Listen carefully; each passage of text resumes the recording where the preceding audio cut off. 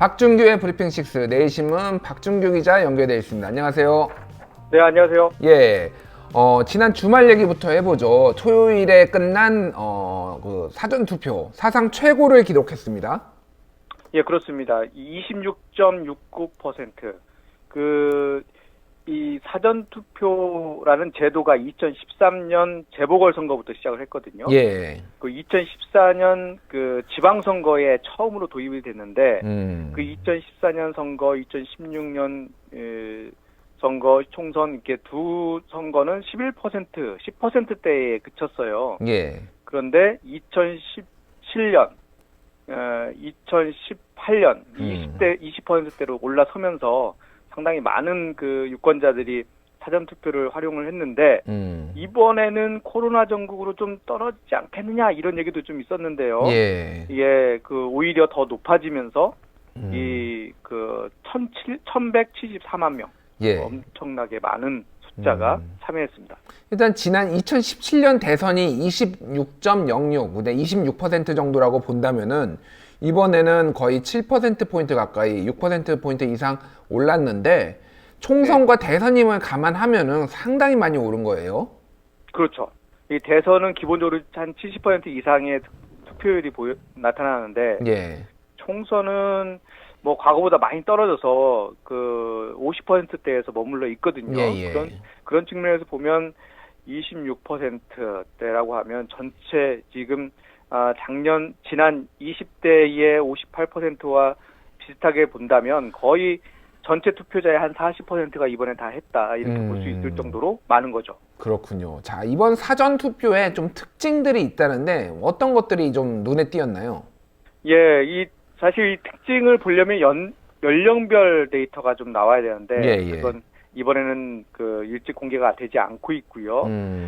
대신 그 지역별로 어디가 더 많이 나왔는지 이렇게 살펴보면, 이낙연, 황교안 후보가 격전을 펼치는 종로가 서울 지역에서는 가장 높게 34.56%로 나왔어요. 굉장히 높네요. 예. 상당히 높죠. 예. 그리고 호남 지역에서 전남, 전북이 각각 35.77, 34.75로 지자체 중에서는 가장 높게 나왔습니다.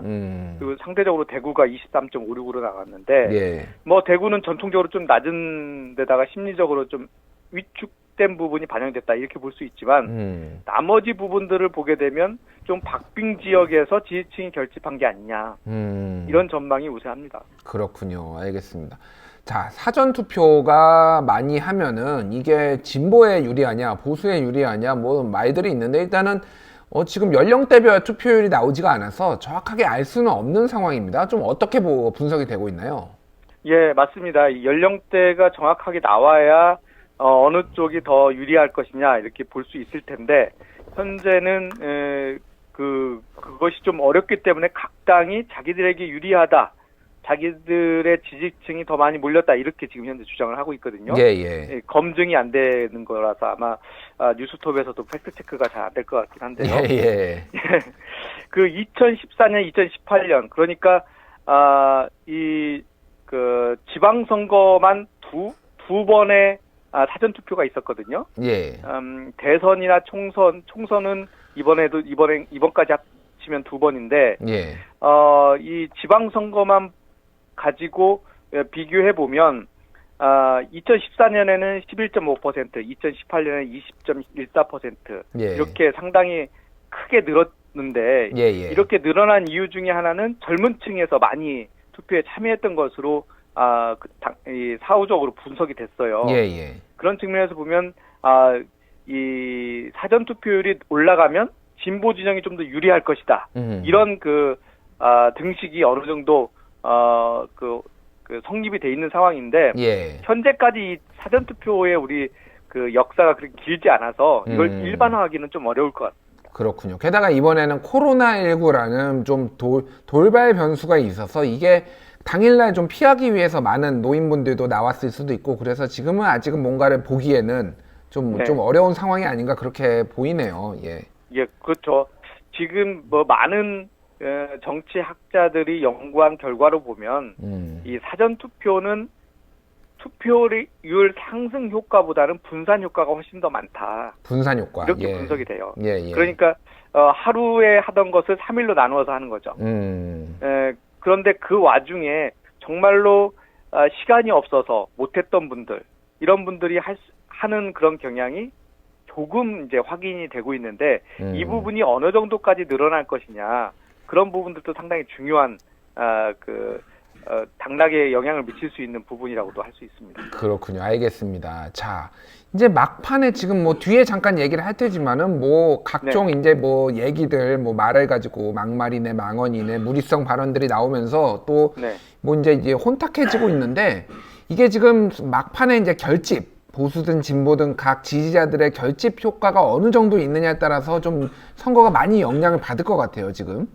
그럴 수밖에 없어요. 지금 민주당이나 통합당이 내놓은 자기 그 안정권에 있는 의석수가 그렇게 많지 않거든요. 예. 물론 민주당 같은 경우에는 처음에는 130석은 기본적으로 갖고 간다 이렇게 얘기하다가 좀 후퇴한 상황인데 그런 것들만 보더라도 지금 박빙인 지역이 적게는 40개, 많게는 70개 정도로 예상을 하거든요. 예.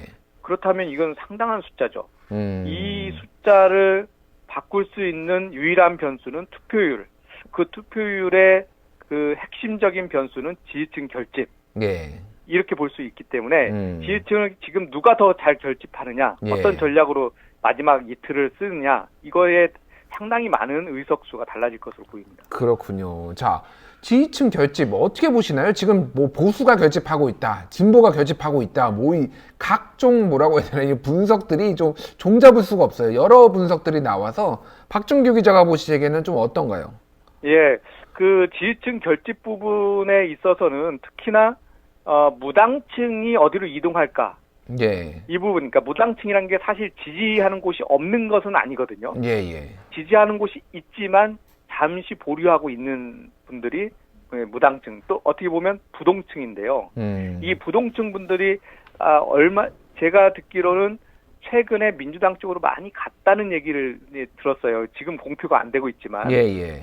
그런데 지금 나오는 이야기는 과도하게 민주당에 지금 의석수가 쏠리고 있다, 이런 분위기잖아요. 예. 그러면서 보수 진영 쪽에서 좀 더 많이 결집을 하는 모습들도 포착이 되고 있는데 특히 사전투표의 부분에서 앞서 제가 설명드렸지만 젊은 층들이 많이 사전투표를 했다고는 하는데 지금 그 많은 우리 취재 기자들의 이야기를 들어보면 그 연령대가 많으신 분들도 많이 갔다고 그래요. 예. 그러니까 이 사전투표만 가지고는 이제 그걸로만 봤을 때는 이 지지층 결집이 양쪽으로 되고 있는 게 아니냐. 이렇게 되고 있는 상황이고 특히나 지금같이 위기론, 보수 진영의 위기론이 확산이 될 가능성이 높기 때문에 보수층에서 얼마나 많이 결집하느냐, 이것을 진보 측에서 얼마나 막아서느냐, 현재는 그런 싸움인 것 같습니다. 그렇군요. 지금 그 결집과 관련해서 막판에 이제 폭로들이 나오고 있는데 예전에 2012년 총선 때도 그 김용민 후보의 어떤 예전의 막말 뭐 이런 것들이 선거 막판에 굉장히 흔들었단 말이에요. 표심들을. 지금 비슷한 양상들이 재현될 좀 가능성이 보이고 있습니다. 지금 누군가요? 저 김남국 후보에 대해서 상대 후보인 김순자 후보가 뭔가 뭐 막말을 했다, 여성 폄하 발언을 했다라는 식으로 이제 또 폭로를 했습니다. 예, 그렇습니다. 근데 여기에서 좀 눈여겨봐야 될 대목이요. 박순자 후보가 개인적으로 기자회견을 했어요. 개인적으로. 만약에 이게 상당히 파괴력이 있고 휘발성이 있다고 했다면 중앙당 차원에서 했을 겁니다. 아, 그렇군요. 그렇지 않고 어떻게 보면은 경쟁자인 박순자 의원이 경쟁자인 김남국 후보의 이 과거 팟캐스트 발언을 문제 삼은 거죠. 이런 부분들은 아마 당에서도 스크린을 했을 거예요. 분명히 다시 한번 확인하고 했을 텐데, 이 기자회견 하기 전에 분명히 했을 텐데 당에서 이것을 당 차원에서 하는 것이 적절하지 않다라고 아마 판단했을 것 같아요. 그렇군요. 그런 측면에서 보면 애초에 지난 주말에 N번방 사건 폭로 그 시도가 있었잖아요. 근데 결국에는 그걸 하지 않은 것이 그 효과가 표에 도움이 크게 되지 않을 것이다라는 것을 내부적으로 아마 판단했을 것이고 이번에도 박순자 후보의 이 폭로가 그렇게 파괴적이지 않을 것이다. 다시 얘기하면 김남국 후보가 이제 사후적으로 해명했던 것이 어느 정도 설득력이 있는 게 아닌가 그런 생각도 듭니다. 그게 아니라면은 만약 그게 아니라면은 어떻게 보면은 네거티브에 대한 역풍이 두려워서 처음에는 후보 개인이 하는 것으로 했다가 이게 좀 더 커지면은 당 차원에서 좀 더 추가적으로 말을 내놓으려고 좀 준비를 했다 이렇게 볼 수도 있지 않을까요? 그렇죠. 그런 부분도 있는데 그런 것을 하려면은 이제 박순자 후보가 추가적인 폭로가 가능해야 되고 왜냐하면 지금 이미 김남국 후보가 그 해명을 했단 말이에요. 본인은 거기에 그 사회자로 나간 게 아니고 게스트로 나갔고 본인이 직접 얘기한 것이 아니다 이런 발언들도 해왔는데 그것을 뒤엎을 만한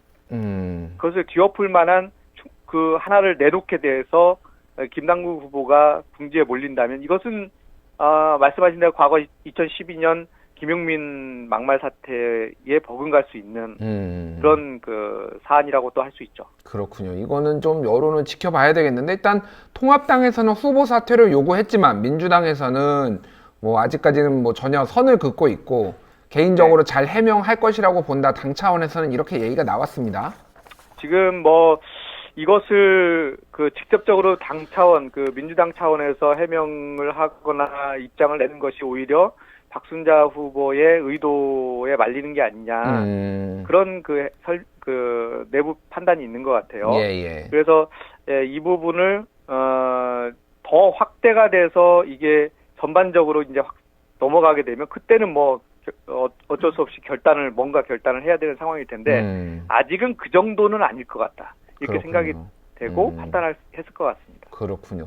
자, 정봉주 열린민주당 최고위원도 어제 본인의 방송 BJTV에서 민주당 지도부에 대해서 굉장히 공격적인 발언을 해서 지금 이제 무리가 빚어졌고 오늘 사과 방송하고 열린민주당이 또 국회에서 또 기자회견하고 하면서 좀 뭐라고 해야 되나 좀 싸늘해진 민주당 지지자들의 마음을 돌리려고 지금 노력을 하고 있습니다. 네, 저는 이 이야기를 워딩을 제가 보고 상당히 이게 감정이 격해져 있구나 이런 생각도 들었는데요.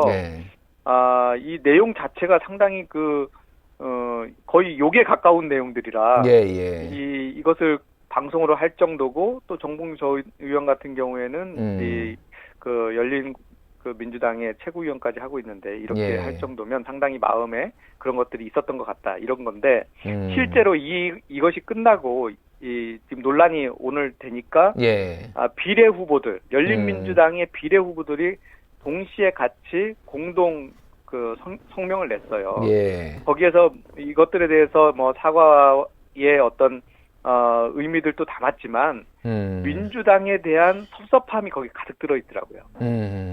그러니까 그동안 민주당이 더불어시민당 쪽에 지지율이 나오지 않고 오히려 민주당 지지층이 열린민주당 쪽으로 많이 가니까 그것에 대해서 선긋게 하기 위한 상당히 열린민주당을 배척하는 그런 단어들을 많이 썼거든요. 공격적인 발언들이 나왔죠. 그렇죠. 그때마다 이 본인들은 이제 열린민주당 후보들은 이제 대응을 하지 않았는데 속으로 많이 그게 마음이 상했던 거죠. 이제 그것을 정봉주 전 의원이 본인의 유튜브에서 너무 가볍게 단어들을 써가면서 본인의 내심을 그래도 드러낸 거라고 볼 수 있습니다. 그렇군요. 게다가 이씨, 윤씨, 양씨 이렇게 구체적으로 호명을 했는데 추정컨대 양씨는 양경철 민주연구원장이고 윤씨는 윤호중 민주당 사무총장이고 이씨는 아무래도 이근영 전략기획실장을 말하는 것 같아요. 지금.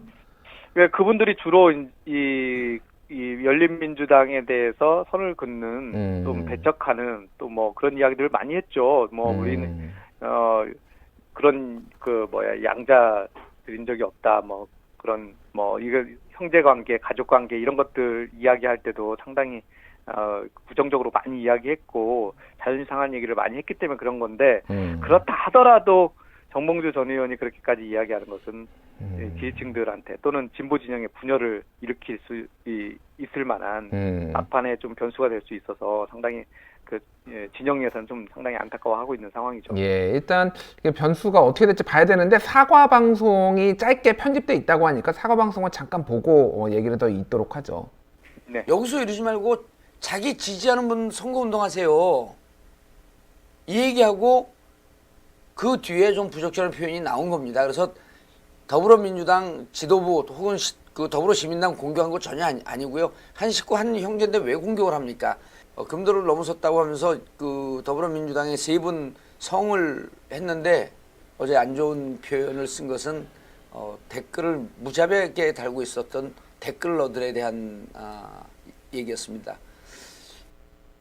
예, 뭐 어쨌든 뭐 댓글러들에 대한 얘기였고 민주당 지도부에 대한 얘기는 아니었다라고 일단 해명을 했는데 이게 뭐 어쨌든 이게 너무 막바지에 이렇게 일어나면은 사실은 이게 수습할 시간이 없는 게 문제예요, 이게. 맞습니다. 지금 그래서 보통 이렇게 막바지에 오면 폭로전을 하게 되거든요. 보통 네거티브로 확 돌아서게 되는데 그렇죠. 그때 당시에는 이 명확한 근거를 가지고 던져야 되는데 이런 폭로전이 그렇지 않으면 오히려 역풍을 맞게 되는 경우가 많죠. 예. 그래서 뭐 당시 김용민 후보에 대한 것도 이제 상대 측에서 뭐 준비했던 것이다, 뭐 이런 얘기들도 당시에 있었거든요.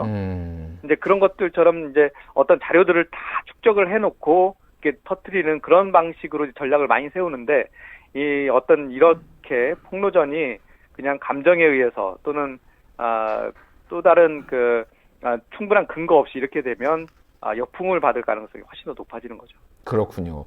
자, 이런 상황에서 지금 야당 후보들에 대한 뭐 위협이라고 해야 되나요? 이런 것들이 줄을 잇고 있는데 오세훈 후보가 위협에 당한 것도 있고 또 홍준표 후보는 미래통합당 후보는 아니지만 어쨌든 홍준표 후보를 40대 남성이 골프채로 위협을 한 사건도 있어가지고 이게 지금 여러모로 지금 문제가 되고 있습니다.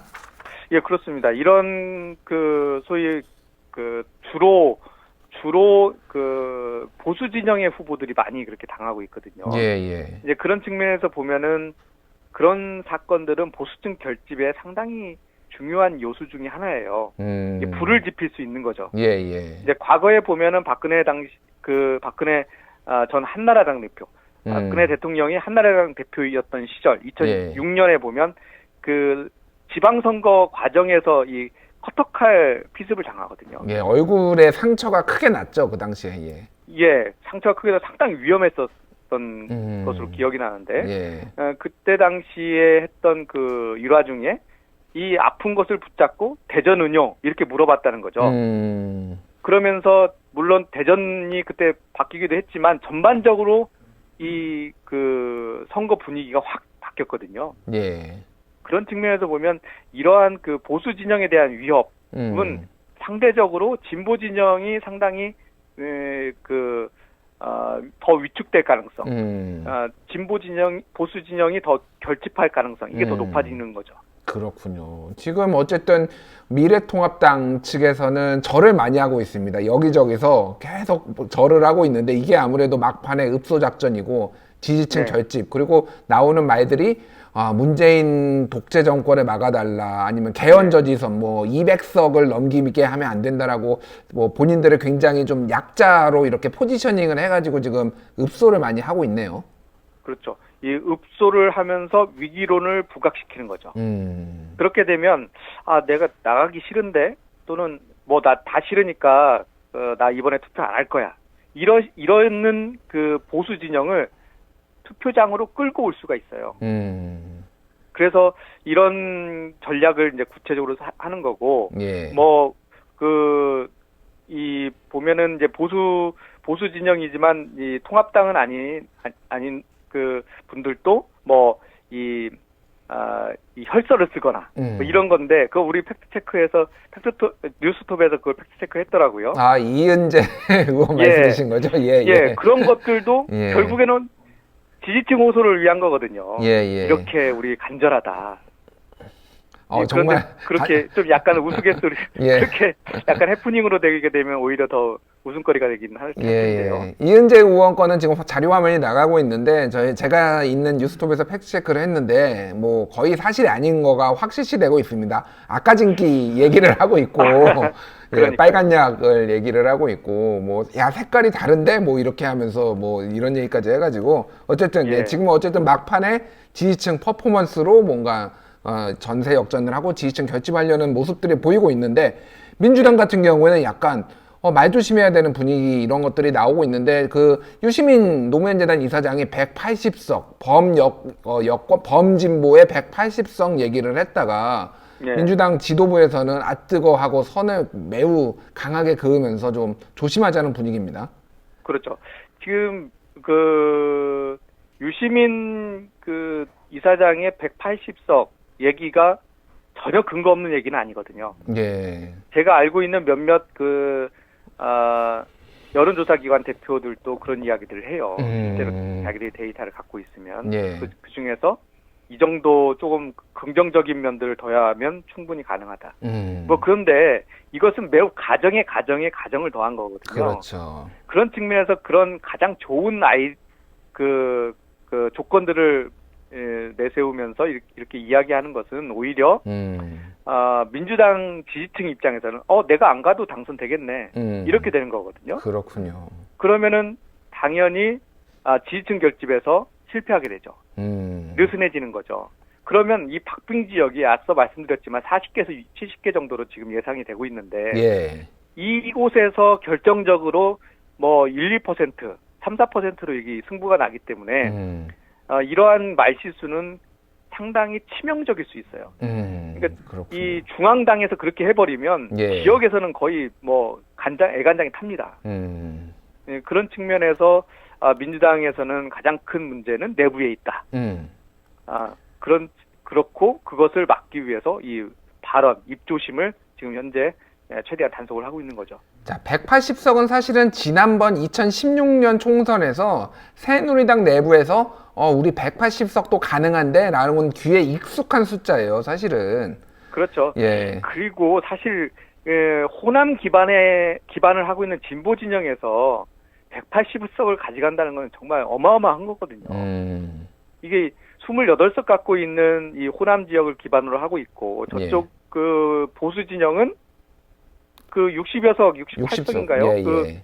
그 영남 그걸 전체를 토대로 하고 있는 곳인데 40석 차이가 이미 나고 있는 상황에서 180석을 얻는다. 이건 그 완전히 폭망시키는 거거든요. 상대방을. 수도권 싹쓸이를 해야죠, 그러니까. 예. 그렇죠. 완전 싹쓸이를 해야 되죠. 그런 측면에서 보면 상당히 높은 수준이다. 이것을 드러내놓고 얘기하게 되면은 지지층들의 결집도는 떨어질 수밖에 없고 오히려 상대방들이 위기감이 높아져서 더 이제 결집시키는 그런 재료가 됩니다. 그렇군요. 참고로 지난 2016년 때 주요 여론조사 기관들, 뭐 이름만 대면 아는 주요 여론조사 기관들이 당시에 새누리당 득표를 최저 155석에서 최고 165석까지 예측을 해서 언론에다 나갔습니다. 근데 다 틀렸거든요. 맞아요. 예. 맞아요. 대부분의 그 언론 기자들도 150석 밑으로 얘기하는 사람들이 거의 없었어요. 거의 없었죠. 새누리당이. 예. 그러니까 이거는 지금 어떻게 될지 지금 여론조사 지금 결과가 어떻게 나온다 몇 석이다 이거 하나도 의미 없을 수도 있습니다. 뭐 지지자분들은 맞습니다. 어느 정당 지지를 하시든 그 부분은 좀 유념해 두시고 마지막까지 긴장의 끈을 놓지 않기를 바랍니다. 알겠습니다. 자, 내일 또 무슨 일이 벌어질지 저는 지금 심장이 좀 벌렁벌렁 하는데요. 참 막판에 너무 많은 일이 벌어지니까 걱정도 되고 합니다. 어쨌든 내일은 또 내일의 일로 맡겨놓겠습니다. 잘 들었습니다. 지금까지 브리핑6 내일신문 박종규 기자였습니다. 감사합니다. 감사합니다.